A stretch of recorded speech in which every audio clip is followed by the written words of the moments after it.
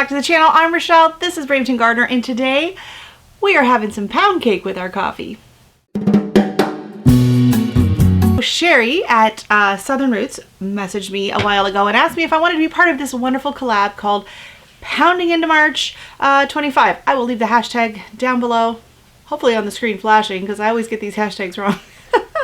But that is a hashtag, and I was really intrigued because, you know, there's so many different collabs and people making all different kind of desserts, and yet pound cake really kind of gets left behind. Like, when was the last time you thought of making a pound cake? Like, it's been forever. And so as soon as she messaged me about that, I was like, I know exactly what recipe I'm going to use. So a good friend of ours, Linda, she used to make these amazing liqueur pound cakes and send them out for Christmas, and they were fantastic.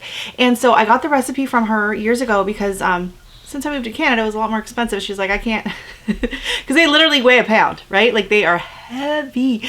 So she's like, yeah, I can't really send these out anymore. So then she gave me the recipe, and so I made it, but I made it using just regular white flour, and it was okay, but it wasn't mind-blowing. It was not that really rich flavor that hers had. So I messaged her about it, and I was like, you know, I wonder what the difference is. And then I forgot they're wheat farmers, so they use their own fresh milled wheat. So when I talked to her about it, she recommends a soft wheat for this recipe, and I just so happen to have a food meal now, which I did not have back the last time I had made the recipe. So I have not made it in a very, very long time. So it took me, I looked through trying to find the recipe, she looked through we got the recipe, and we're gonna make it for you here today. And it is super easy. There's like 5 ingredients in the main recipe, and then you make a syrup. Now, we have 2 different syrups we made. One, I put in some whiskey. Thankfully, it's not dry March.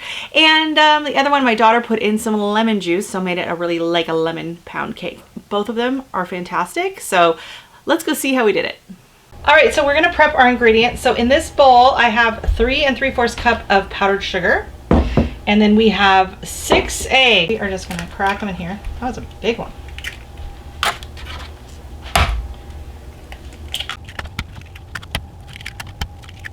A teaspoon of vanilla, and this is how you measure vanilla with your heart. Right? More. There we go. And that's natural vanilla, real vanilla.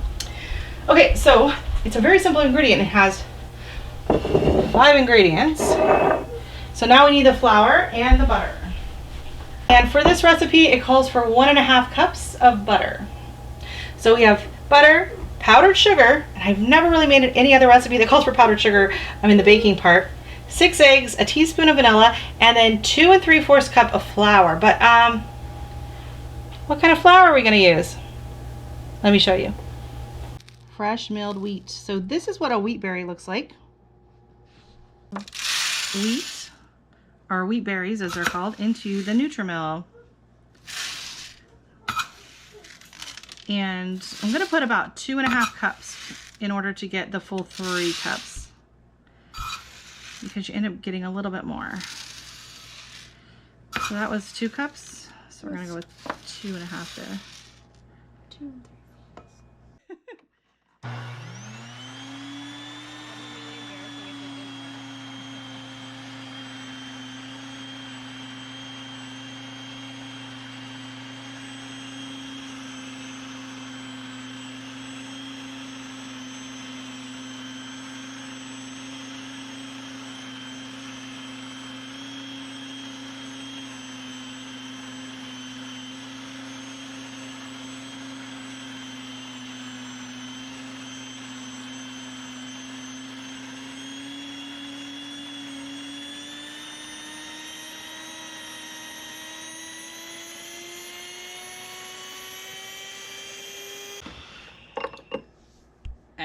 Let's go open it up. I'm gonna open this up, and you're gonna see some nice fresh milled wheat.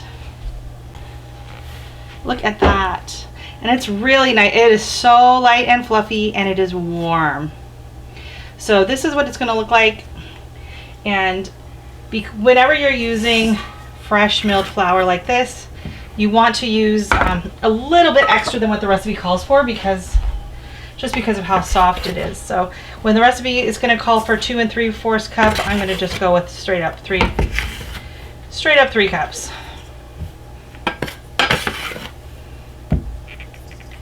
Just like that. We're gonna have a little bit extra, and that's all right. Okay, so this is everything we need. So now we need to get over to the mixer and we're gonna start whipping it all together. All right, so here we are. We're gonna whip that butter up nice and creamy, and then it's time to add in the powdered sugar.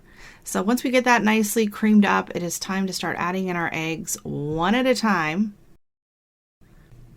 I said one at a time, guys, come on. So once the rest of the eggs behave themselves, then we can add in the vanilla, and then it's time to go in with our fresh milled whole wheat, and we want to just get that all nice and incorporated in there.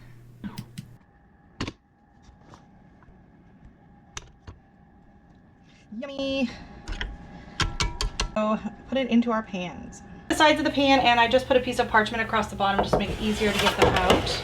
And I'm just gonna, so it says it makes 4 loaf pans. These loaf pans are really big, so we're gonna do 2 loaf pans, and then if I have enough extra, we'll put some in that. I think it's just gonna fit in the 2 loaf pans, to be honest. Okay, so we have 2 cake pans ready to go, and we're gonna pop those in the oven, 300-degree oven, and it says 50 minutes, but these are bigger than theirs, so we're probably gonna check it at 50, and then I have a feeling we're gonna go a little bit longer. I'll let you know how much time we ended up adding onto these larger. I mean, it's a pretty big tray. We're making the sauce. In the saucepan here, I have 2 cups of just plain white sugar. In this cup, I have 3/4 cup of very warm water, and then I'm dripping in some honey to finish out that cup. So 3/4 cup of water, and then 1/4 cup of light corn syrup, but I'm using honey because I don't have any light corn syrup on hand. So I'll be with you. I should have warmed the honey up. It's normally doesn't. There we go. All right, and it's going to dissolve in there nicely. And now we can pour it all in here, and then we'll take it to the stove and heat it up. Turn that burner on. Now, the directions are very specific, and it says combine 2 cups of sugar, 1/2 cup corn syrup, honey, and 3/4 cup water in a saucepan. Set over medium-high heat and slowly stir until mixture simmers. And I just realized I only did 1/4 cup of honey.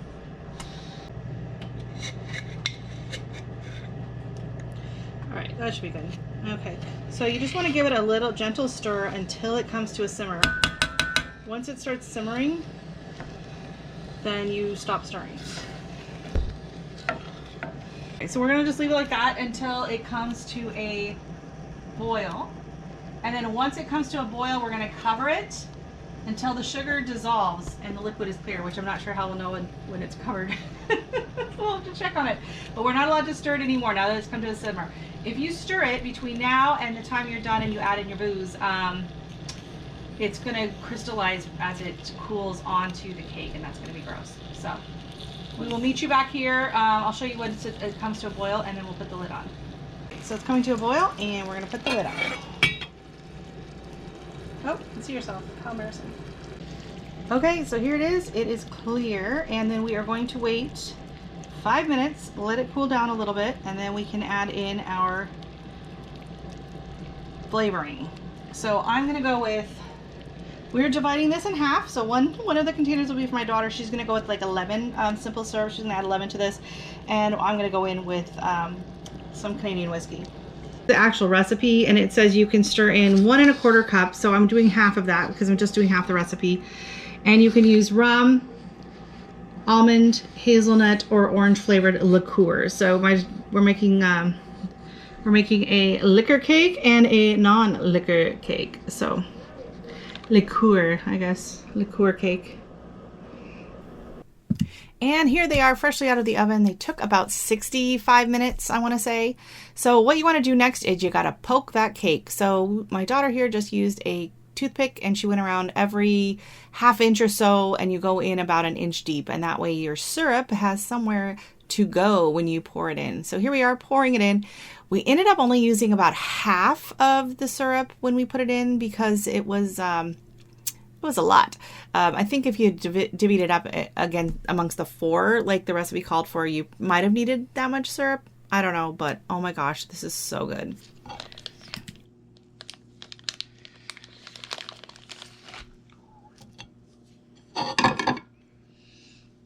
Oh no, it broke.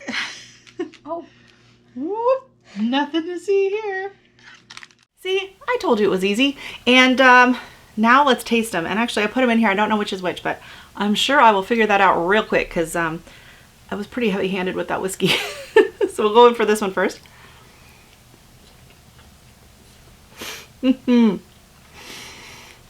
Sorry, Dex. You are not old enough for this one. Oh my gosh. The flavor profile of freshly milled wheat is so hard to describe. It's not like regular whole wheat. I don't like baking with regular whole wheat at all. Like, I don't find the flavor that great. With the fresh milled, there's a nuttiness, there's a sweetness, there's a freshness. There's just a real depth of flavor. It's all I use whenever I make pancakes or muffins, waffles, banana bread, carrot cake, any of those kind of heavier, dense cakes. When I'm making a big batch of chocolate chip cookies or chocolate cake for a party, then I resort back to the white flour because it really just performs better in that situation. But oh my gosh, when it comes to these style of cakes or pancakes, because I remember one time I had ran out of the Wheatberries upstairs. They were downstairs. And so I was making pancakes. So I just went ahead and used white flour. No, I was making waffles. And my husband was like, these taste like frozen Eggo waffles. I'm like, I just made them now. But we've gotten so used to that depth of flavor that you get from the fresh milled wheat. So here in Canada, and I'm just outside of Toronto, I order mine from Grain Process.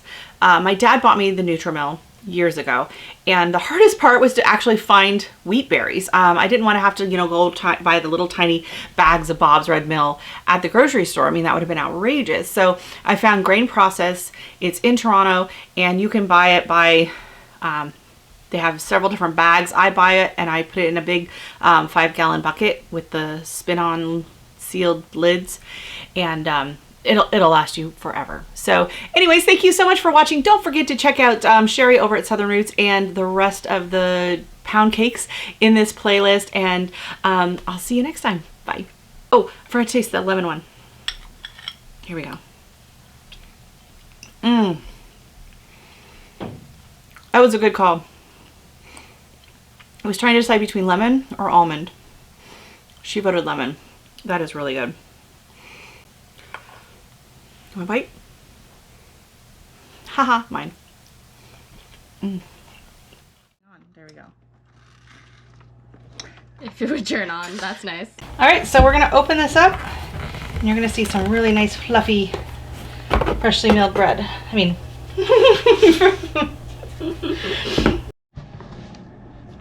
all right, so here, as requested, we put our butter into the mixing bowl. And we're going to turn that on. Oh, of course, this isn't plugged in either. Okay, so I don't use these all the time. They don't stay plugged in all the time. Okay.